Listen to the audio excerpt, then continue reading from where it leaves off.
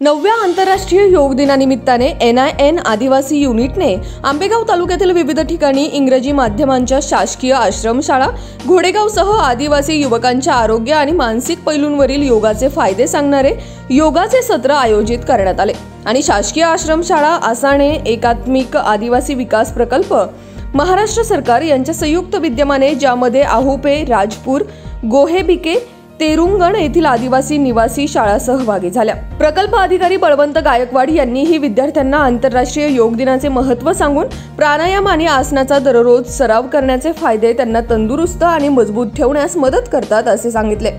असाच उपक्रम डोंगर माथ्यावरील खेडेगावात आसाणे या आदिवासी निवासी शाळेत आयोजित करण्यात आला होता, जिथे दुर्गम भागातील आदिवासी तरुणांनी योगाच्या उत्सवात सहभाग घेतला होता।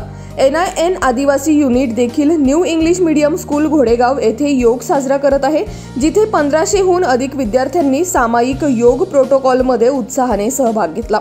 योग या शब्दाचे कलेच्या रूपात प्रतिनिधित्व विद्यार्थ्यांनी युग म्हणजे संघटन या अर्थाचे अधिक प्रभावीपणे चित्रण केले। हा संपूर्ण कार्यक्रम डॉक्टर के सत्यलक्ष्मी, संचालिका बापू भवन आणि त्यांच्या टीमच्या NIN आदिवासी युनिटच्या देखरेखीखाली पार पडला।